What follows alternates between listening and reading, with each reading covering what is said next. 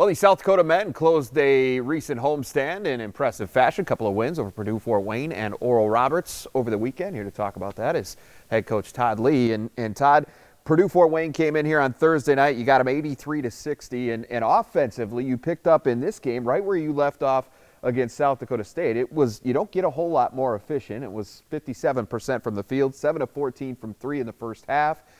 You guys were just really humming right out of the gate. Yeah, we shot the ball well. Triston being healthy, and he's able to do some things he hasn't been able to do. Hags is shooting the ball at a high level, and we are one of the better teams in the country at taking care of the basketball, so we don't turn it over much. And it's not a league that causes a lot of turnovers either. And but yeah, we've been really efficient offensively in the last number of games, and that's good to see. I tell you what, though, as good as you were on that end of the floor, it felt to me like maybe one of your more complete efforts defensively, and particularly when it comes to the perimeter.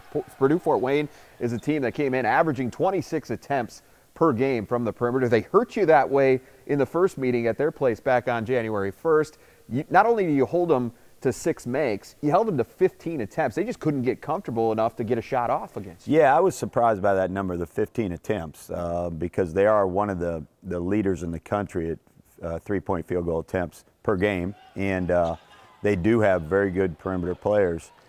Patrick, transfer from K-State, has had a really good year. Godfrey's had a really good year, and Holba is always one of the best three-point shooters in the league. So that was good to see. Billups, the one guy that is not a three-point shooter, went 4 for 6, so that wasn't good to see. But they only made 6, and they only attempted 15, so that was surprising to us that we held them to that low amount, because that's kind of what they live and die on. Right. And so we did a good job defending the perimeter, and I thought Hags did a good job on Carl. Now, Carl's 6'11", close to 7 feet. They will throw him the ball. But he did not score a basket on a post move the entire game. That allows our perimeter players to stay more attached on the perimeter to their guys. So I told Hags after the game that he did a really good job in post defense, and that really helps us with our three-point defense. Yeah, and it certainly helped you win the game by 23 points on Thursday night. And then Saturday, Oral Roberts comes to town, short rest, and you know one thing for sure, when Paul Mills and company roll into town, you're going to get a battle. It's going to be a physical game, and that's exactly what we saw in this one. Yeah, Nzekwesi, Obanor, two of the biggest, strongest guys in our league, and looks like they could play in the NFL, tight end or D end. I agree. Bob Nielsen was on the sideline probably drooling, looking at those guys. You know it's going to be a physical battle. They do a great job rebounding the basketball, and they've got good guards. So, as you said, we had 1 day to prepare. They had a bye week, and we had a couple guys that were sick, so that didn't help either. Really proud of the guys. They're always one of the best offensive rebounding teams in the league, and they did get 11, but we did a good enough job defensively, and Hags shot the ball really well and scored 91 points. 3-point game of the half, and it stayed tight. You know, nobody was getting a whole lot of separation through much of that second half till finally about the 7.5-minute mark. You guys started off on a 12-2 run. So what was the key to that final separation? Well, when we watch them play, that's kind of their MO to win games. They keep it close and tight, and then they go on a run. So we ended up with that run, and I think, having Triston, it gets back to what teams are going to do with the ball screen with Hags. And we put the ball in his hands, and we had him and Hags in a 2-man game or ball screen action. And if they're not going to come off, then he gets to turn the corner and get downhill, and that helps.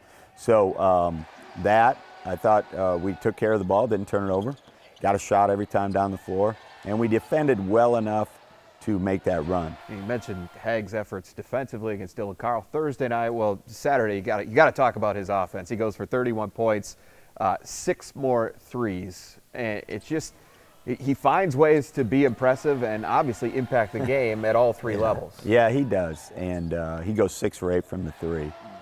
We were laughing as a staff because he went 3 for 7, I think, against Fort Wayne, and we're yelling at him to make a shot. Come on, And so he goes 6 of 8. I told him after the game he won his matchup by 4 points. So, Nzekwesi had 27, he had 31, And so as a player, you want to win your matchup. Right. Now, you'd like to win it by more than that. Right. But I said, hey, you won your matchup by 4, so good job. All right, so now you started 0-2 in the league. You've won 5 of 6 since then and been very impressive, particularly of late in doing so. But now the schedule flips on you and a bunch of road games coming up. You start with a couple this week at Denver on Thursday, at Omaha on Sunday. So the big question, how do you keep it moving in the right direction based on what you've created here at home? Denver's a team that keeps the game close. They lose a lot of, they've lost a lot of games, but they've kept a lot of games close. So they've got 2 of the better guards in the league in Townsend and Murkey. And so when you have 2 of the better guards, you can beat anybody. And they beat Omaha at home. They actually blew them out. And they went up to the North Dakotas, and those games were pretty close. So they're back home. It's going to be a tough game. We've got to figure out a way to win a road game. And then you go to Omaha, and they've got a streak going, so that's going to be tough. When we lost the first 2 road games, we've played well since then. And all 3 of our road games have been close games. So we've got to go on the road, and we've got to figure out a way to win a game. All right, Todd. Well, good luck to you. Safe travels, and look forward to seeing how it all plays out this weekend. Thanks, Jay.